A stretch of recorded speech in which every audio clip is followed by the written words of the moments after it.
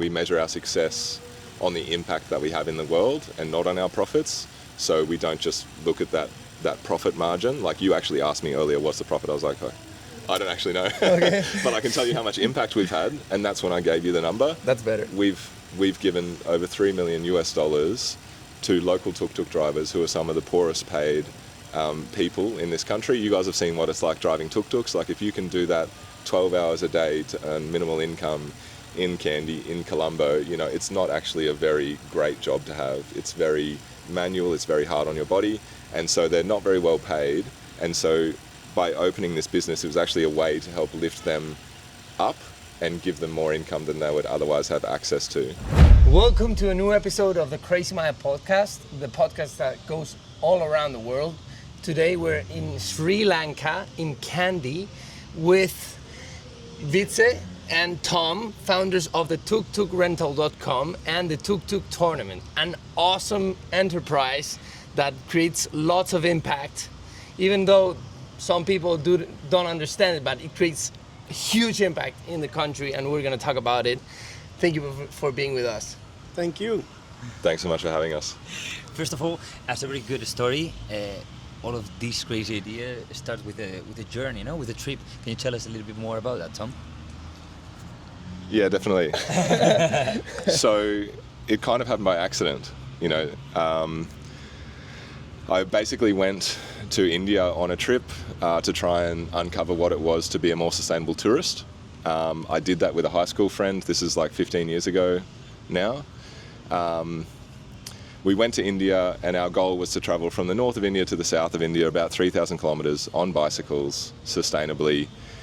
We had solar panels in the backs. We weren't turning on lights in hotels. We were trying to be as carbon neutral and low carbon as possible and kind of integrate ourselves into the local way of life and lifestyle, rather than what I would call like negative tourism, which is like imposing your culture and your beliefs on top of a place, like the full moon parties type of vibes. That is what was once a local fisherman's village is now just a party place.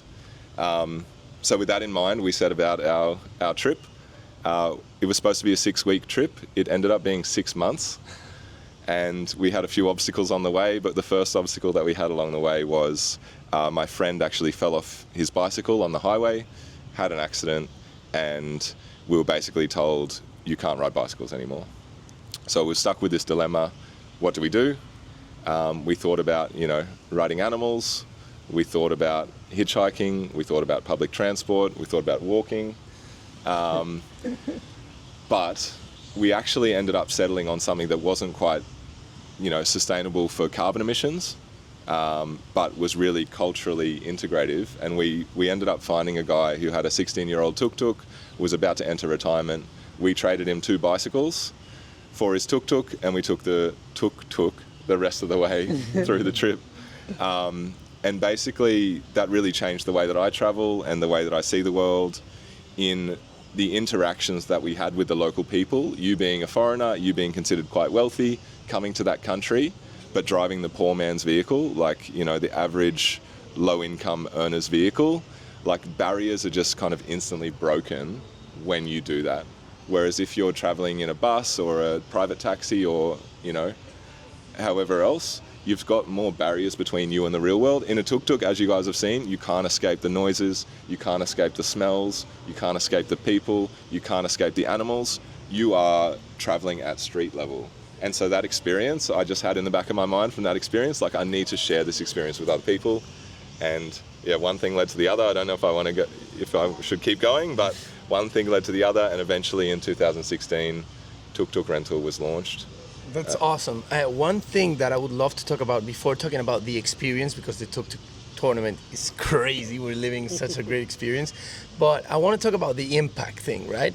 So you told us that you've generated $3 million for the country on impact, and that's probably your most, you focus a lot on that metric, right? On delivering a change in the world. How and why did you end up doing this? Like, why is this the purpose of the whole thing? Yeah, it's a good question. obviously owning your own fleet. So we don't own any of the tuk-tuks. All the tuk-tuks are owned by local Sri Lankans, and now of course also we have the same business model in Cambodia, and we used to have it in India as well, where all the tuk-tuks were owned by local people. So we rent them from them and re-rent them to tourists, and making sure that everything is in order, that people are driving comfortably. So the whole idea was to make sure that we give back to the community, and making sure that people who are the poorest of the poorest, or are seen like this, who have a tuk-tuk, but they don't really have access to the tourism industry, have an opportunity to be able to earn income from the tourism industry through our platform, essentially. That's awesome. Can I add to that? Sorry. Yeah, of course. Add whatever. Yeah, just so we're what is considered to be a social business, which means we measure our success on the impact that we have in the world and not on our profits.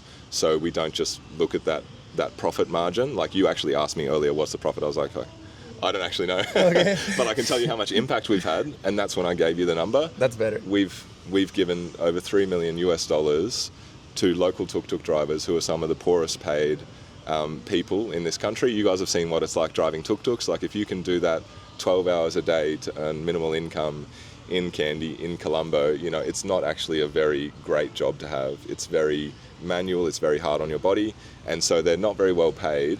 And so by opening this business, it was actually a way to help lift them up and give them more income than they would otherwise have access to.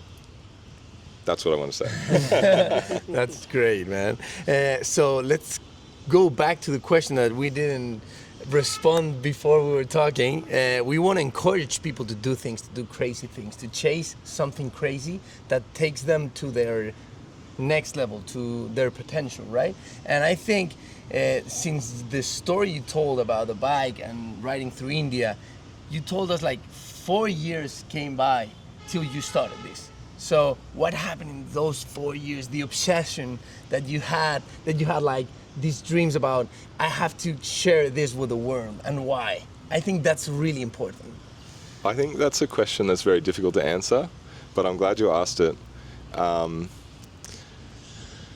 So I know that I always had that idea in my brain of that would be a really interesting business to open. Actually, in those 4 years, another thing that happened, so I'm an engineer. I went back to work in Australia, engineering.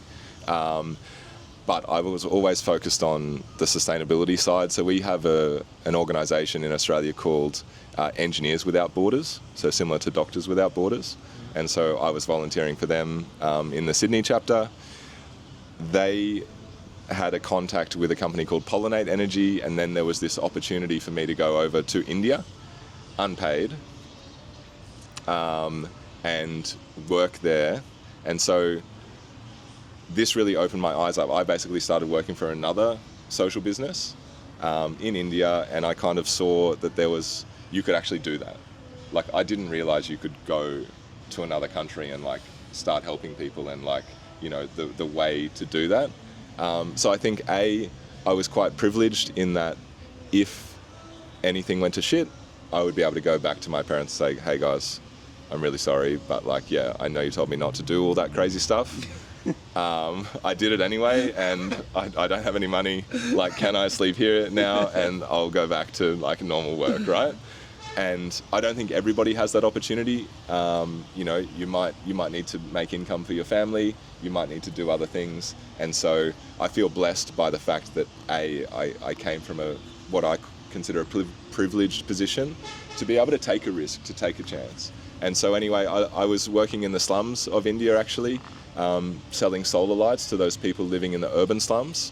Instead of burning candles and kerosene, we would give them a solar light, and they would pay that off on microfinance loans.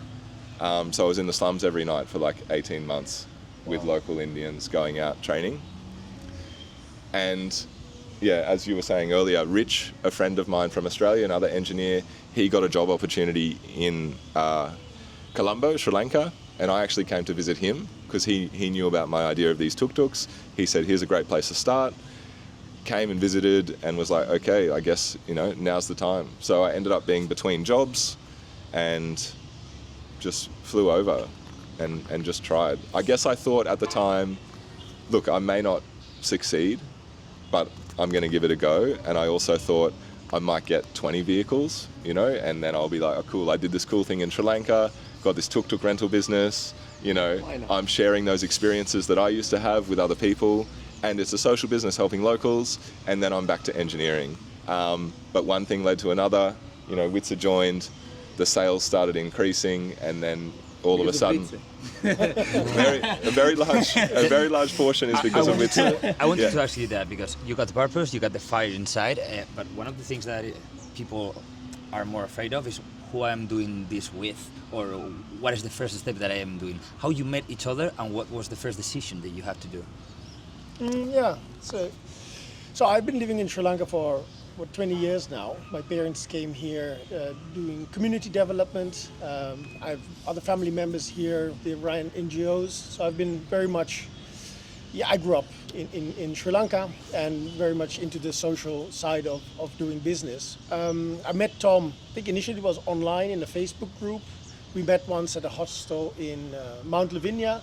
I was doing social tourism projects on the East Coast with EU funding projects helping fishermen earn income from tourism.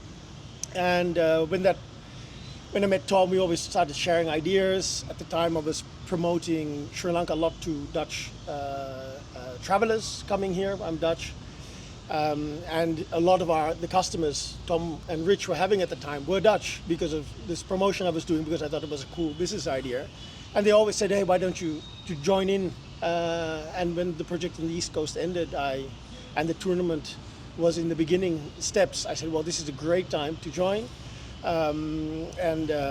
Came over to Colombo, and then we continued with TukTuk rental, and directly also the tournament, which was in the beginning stages of development, really, yeah.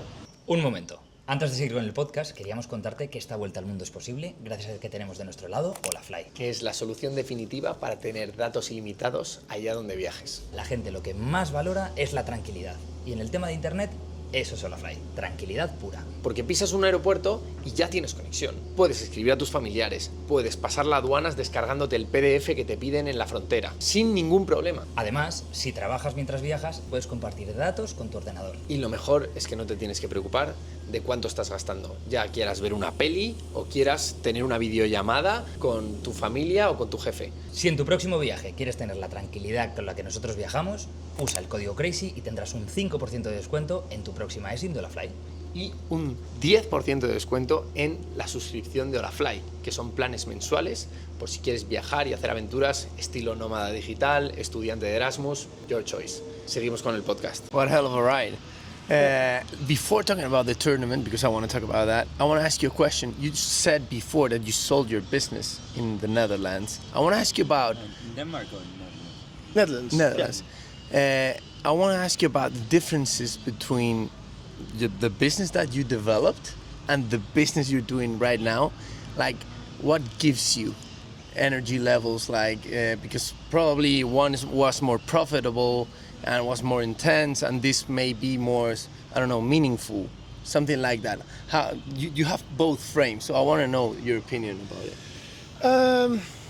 Well, it was one of my first businesses in the Netherlands. I wouldn't say it was very profitable. It was young still at the time.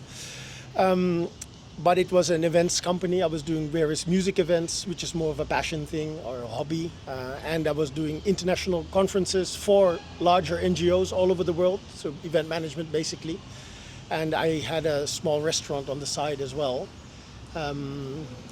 But the biggest difference, I think, with doing business here in Sri Lanka or in a third world environment, I would say, it's more challenging, which means it's more fun. Tell me more.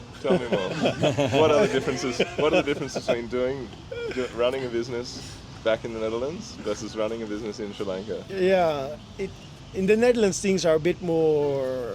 It's laid out for you, and here you really got to find your path. The steps are there, and if you follow them, everything happens. Yeah. But here the steps are there, And then you go and say, look, I followed all the steps, here's my documents, and they say, no, you need to do this. And you're like, but it's not written there.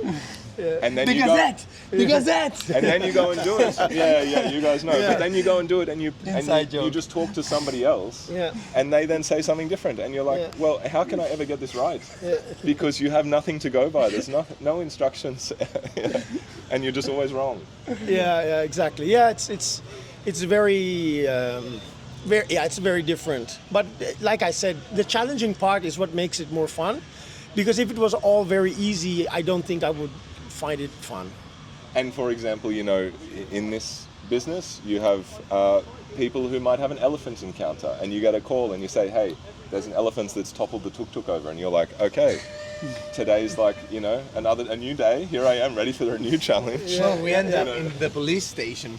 Yeah, exactly. That's also a good example of how the police often don't even know what is going on and what is allowed or not allowed. A lot of misinformation out there. Even though you have done this tournament for several years. Yeah. And you still find a lot of things that are like, what is happening, no? Like Yeah. unreal. Yeah. It's so exciting. Yeah. Let's talk about the tournament. Let's go to the first year. How was the idea? What were the expectations for the first year, and how did you promote the event globally? What were the expectations? I think we just wanted to break even. That was the expectation for sure. 100%. And That then was a huge quantity of money, right? No, a lot of time and effort went into designing the game, designing the different aspects of it. It was just Tom and me at the time, and I think we had 14 teams the first year, and I think the last 3 teams joined in the last week. So promoting online, going down to hostels in different parts of Sri Lanka, finding people who are already in Sri Lanka. Now, of course, people book years in advance to take part in the event. But at the time, we were like, hey, come take part. This is awesome. Here's a discount. People started joining. Yeah, what was the question again? How the tournament started? Like, how does the tournament start? What did you expect about the tournament? I fully agreed. The expectation was if we can break even, we'll run it. And actually, I put the limit at 10 teams. If I can get 10 teams, the tournament will proceed. And I was at 9 teams 4 weeks before the starting date. And I didn't know whether it was going to happen and whether it was going to start. And then we hit the 10th team and it was like, okay, shit, let's start organizing. Has to happen. Yeah, Awesome. Because obviously we were going to lose too much money and put too much investment in if we didn't get that amount of teams. But one of the big reasons we chose to do it even just to break even was due to the marketing that we would get out of it. So as we were telling you earlier, our original tournament was you got a Google map, a My Maps with all the locations on it. You got another quest book on the side, which you was using manually. You had to upload into Instagram and use correct hashtags. Spreadsheets, right? Yeah, then we combed Instagram for all the hashtags to get the point calculations. Manually in the back end every day. That's how startups start. But yeah, the tournament is like a mix for me between a role-playing game, like a Dungeons and Dragons game or Zelda or some other sort of role-playing game where we transport you into this magical world, and then, a tourism event where you're going to see hopefully the best sites and then integrate, as I said, it all came from economic, environmental and socio-cultural integration. And so you'll see the ways that you have to integrate and interact with locals during this event really forces you a bit out of your comfort zone and forces you not to just travel, this is where I start, this is where I go next, to the main tourist attractions. It's like that's exactly the opposite of what happens in the tournament. You don't just go to the main tourist attractions, you get lost in all these side quests and meeting and interaction with the locals, really learning about the deep fundamental core of life in Sri Lanka. And I think that's the absolute beauty of the tournament. That's awesome. I think that's amazing because you kind of end up finding your own path through your own strategy, through your desires, through whatever you want, through your encounters, because there's difficulties along the way, right? You may run out of gas or you encounter with an elephant, so it's crazy. And then you talk with people and these people are amazing and you want to stay more there. So yeah, that's... All the gems aren't always in the most accurate locations, and you get lost down side streets for hours trying to find these gems. It's awesome. Yeah, definitely. I think the tournament is great. So right now, it's a revenue source or a marketing expense? It turned into a revenue source. Awesome. Probably in the third year, approximately. But that was due to numbers increase. It was never due to having a good margin. At the top, like it's like if we went back to selling 30 teams, we wouldn't make any money, you know. But as we've increased, we have therefore accidentally then the money happens as well as obviously the income to the locals. So yeah, we're lucky that it also produces money now, and we're lucky that it's been sold out every year. If you actually look at the website like today, I don't know when you'll publish this, but if you went to the website today, you'd like, this event looks horrible. Like, because it's still what we did back in 2017, the same website. And we've just sold out every year. Like, we've reached capacity, so we've never had to do extra marketing for the tournament due to the fact that it's sold Because out. the participants probably do the marketing. Yeah, right? It's a recommendation It's thing. a lot of word of mouth for sure.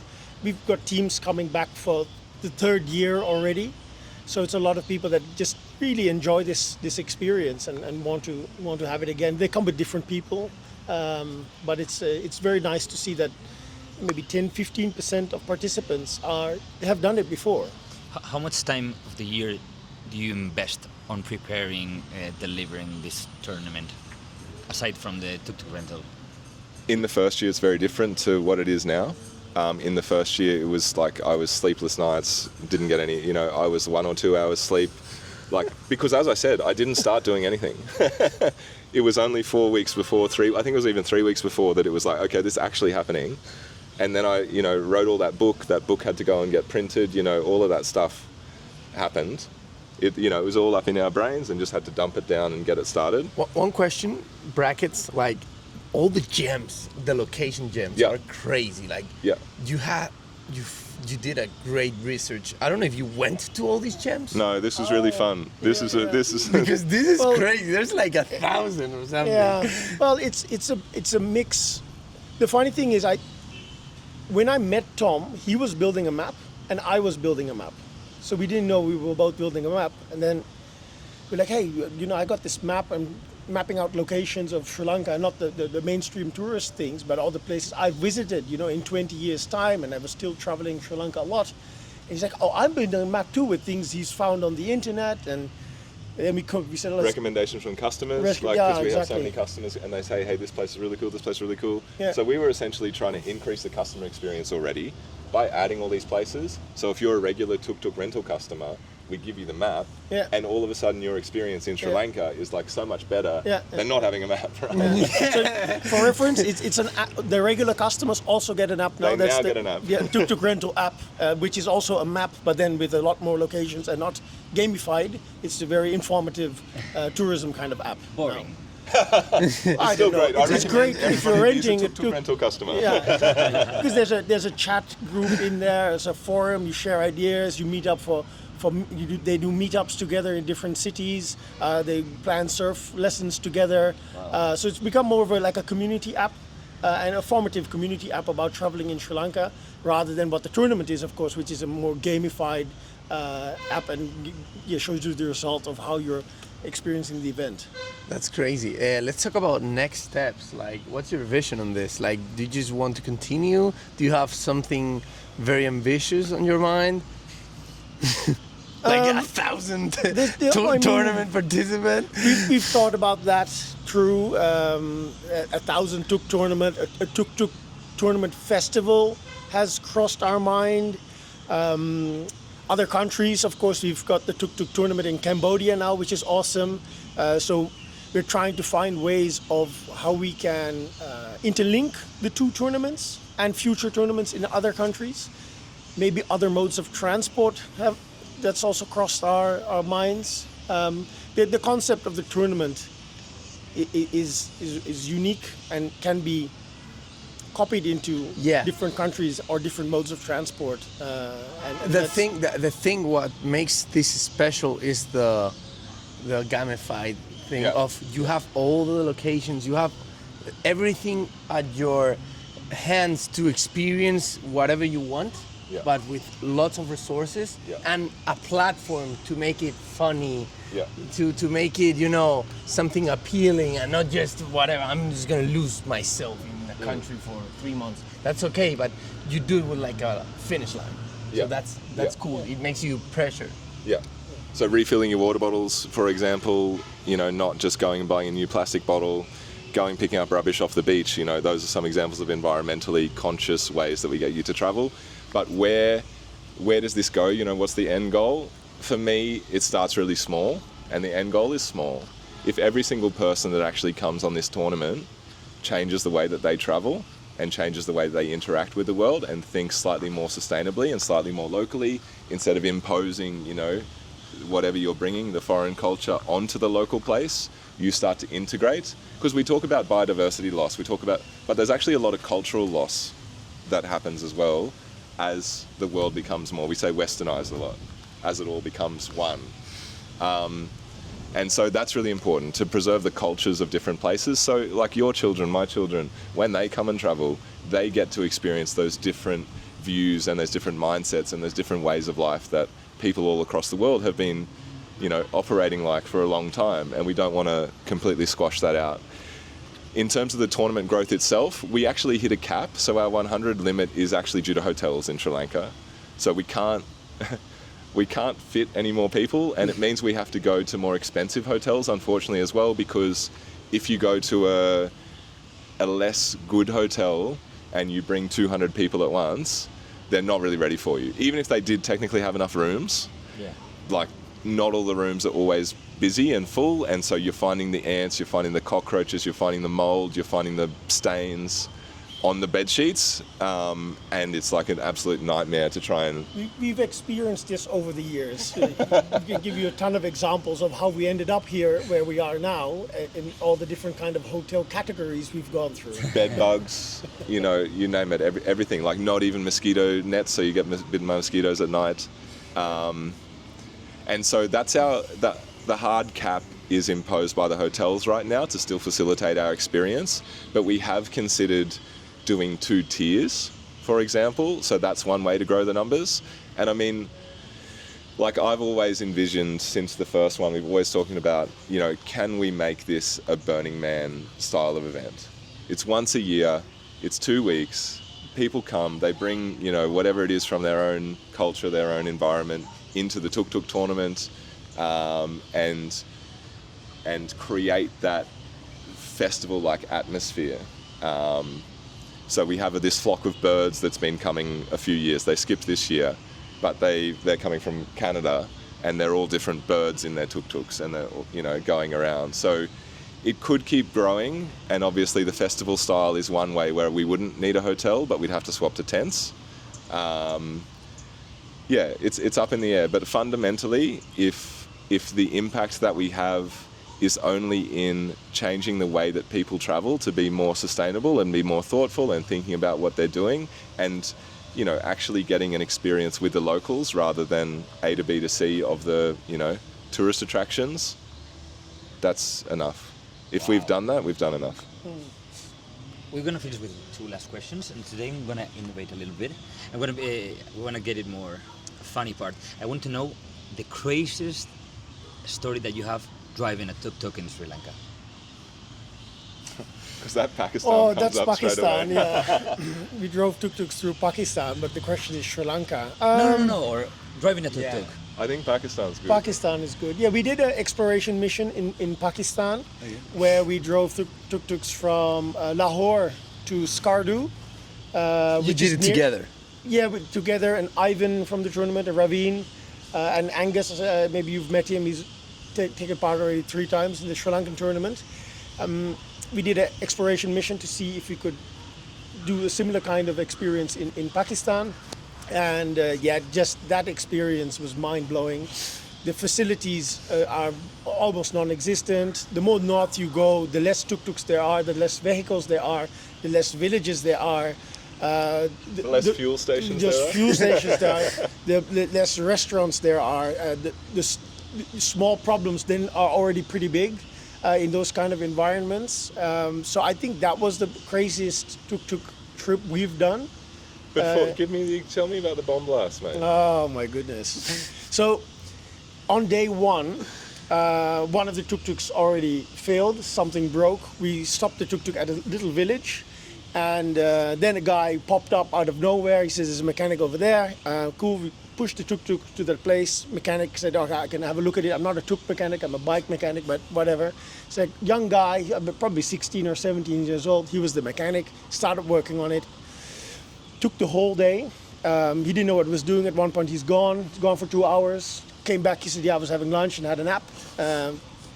And he's continued working. In the meantime, one of our friends got into an accident. He fell in the pit of where, underneath the hole where you work on the bottom of the vehicle. He fell in. He had to go to hospital in the meantime. Oh, he had a seizure. And he was shaking uncontrollably. We already said we had a whole work health, like a health and safety inspection with our whole team, and we said that pit is like, avoid that pit at all costs. It's like this deep, like full of black tarry like stuff in there. Like you don't want to fall in there.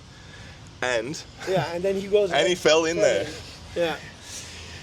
Anyway, we went to hospital, came back, he was fine. He was sitting in the back of the tuk-tuk from that stage. Then at one point, an elderly man walks by. He's like, hey, what are you guys doing? At this point, it's like 5 p.m., it's getting dark, you're in the mountains, getting cold. And he's like, what are you guys doing? Tuk-tuk's broken. And he comes looking, he looks under him, oh, your axle's broken. So this dude was fixing a whole different part for about 6 hours of the day. He says, okay, we've got to get a truck, there's no part here, need to go to the next village. Got a truck, Tuk's on the truck, starts driving off. We've got 3 Tuks left from the 4.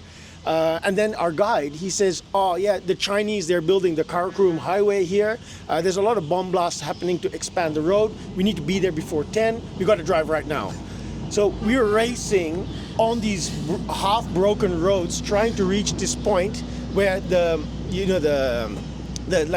thing goes down, because then for the next 2 hours they're going to start bombing to make the road bigger, and then it opens again. But can I explain these roads though too? Because this is like cliff face roads. Yeah, the Karakoram highway is like, I don't know, it's like a cliff, if you fall like a off, kilometer. you are dead. Yeah. And they're small. They're obviously still making them. There's trucks coming either way for the construction. The roads are scarce. It's now nighttime. It's nighttime. We end up being there 10 to 10, and the thing goes closed, and we had to wait. So we were waiting there for about 2 hours with a lot of trucks, and we had a lot of fun interacting with the locals there. And the gate opened, we continued driving, and at that point, we passed various petrol sheds, and our guide's like, no, there's a 24-hour one, about an hour away, we'll make it there. So we keep driving, and at one point, the first tuk-tuk stops. Middle of nowhere. We're like, oh shit, what should we do? We're like, okay, we can push the tuk with the other tuk. We keep driving. So we keep driving, and then that tuk, no petrol. Then the third tuk. So the 4th tuk's on the truck. That one was broken. We don't know where that one is. And then we're like pushing 2 tuk-tuks with 1 tuk-tuk. And then we're like, this is not a smart thing to do. In this time, it's 2:30 in the morning, middle of the night. We're in the middle of nowhere in Pakistan. The guide said, okay, listen, I'll stay in the tuk. And he got the guy in who fell in the pit. He can do much, he's sitting in the back. He starts driving off. We start walking, pushing the tuk, trying to make our way. He goes to the next fuel station to get fuel. In the meantime, at one point, this is 1.5 hours later of pushing the tuk through the mountains, a truck comes. We're like, hey, look at the truck, it's got the tuk on the back. It was our tuk, which we had put on the truck before with the broken one. And he had to wait another 2 hours till the other bomb blasts were finished. Every 2 hours they closed the road. And we're like, oh, stop. And we started siphoning the fuel from that tuk, putting it into our tuks. We started driving. About 45 minutes later, we see the other tuk, which was driving in front. The guide wasn't there. Our friend in the back, he was shivering cold. We pumped that fuel. The guide apparently got into a car, went to the next fuel station. We were driving. We found the fuel station. Our guide started walking with jerry cans. He's like, oh, you made it. Yeah, we got the fuel from our broken tuk. He's like, oh, cool. Well, we got extra fuel now. Oh, good. Where's the hotel? He's like, it's over there. And we were there. And this was day 1 of our 10-day trip. This could be another podcast. Yeah. So that trip, just to not go too much further into details, but we went to a place called Deosai. It's the highest plateau, I don't know in which region, but definitely in Pakistan, right? Highest plateau in Pakistan. Is it 4,000 meters above sea level? Something like this. Something like 4,000 meters above sea level. Snowy. We got up and through ice, over snow with these tuk-tuks. We wanted to test them out. And so we got up there and all of the lines froze. I'll leave it at that. So it was like 4 or 5 p.m. We got up to the top of this. Yeah, it was a crazy trip. Wow, crazy, man. Just to finish, I wanted to ask you, for the people that's listening that maybe want to do something crazy, chase something crazy, whatever, pursue a dream, what would be your advice for them? It's hard. I think it's hard to take the risk, right? It's a risky thing to do, to get out of your comfort zone, to go and try something new. We're built up, and we're in quite a controlled environment usually in our lives. So unfortunately, you have to take the risk. If you're not very good at risk taking, and you're not very good at getting out of your comfort zone already, you're not about to fly to another country and start a business, right? So maybe if that's you and you are interested in doing this sort of thing, you need to do slowly things each day that get you a little bit out of your comfort zone. Maybe it's hard for you to talk to the barista when you order a coffee. Maybe you never say anything, you're just quiet. Say something. Just make that a habit to say something. You're still doing, that's a risk to you. If you can build up your risk tolerance slowly, then you'll have more power to start a business. Because starting a business is a lot of risks, and it's a lot of ongoing risks for a long time until, you're like, oh my God, finally I'm profitable. Then when you're profitable, you're like, okay, well, shit, now there's all these other problems too anyway. So yeah, if you're ready to take that risk, the best thing, so what I did, I quit my job. Because quitting your job is a risk. Then you got no money. And if you've only got option of making a business work or going completely bankrupt and ending up on your parents, You're going to make it work. then you're going to try to make it work. But if you're still working and doing something on the side, you're only half into that thing that you're doing, because you've already got the consistency and the comfort of the income you're getting from the work. So you're never going to go absolutely hard, like your life depends on it, unless you're taking a risk, and therefore you need to be doing that one thing. That's awesome. Yeah, that's a good one. Maybe to add to that, bringing yourself in this uncomfortable position that after taking this risk, but also believing in that what you want to do, and pursuing, your passion with that. That's awesome. Thank you very much, guys. I enjoyed a lot this conversation. This story was awesome. And we can't wait to come back to the road and enjoy the rest of the tournament. Fantastic. Thanks a lot for your time. It's been really inspiring for us, and hope everyone enjoyed it. See you in the next one. Bye bye.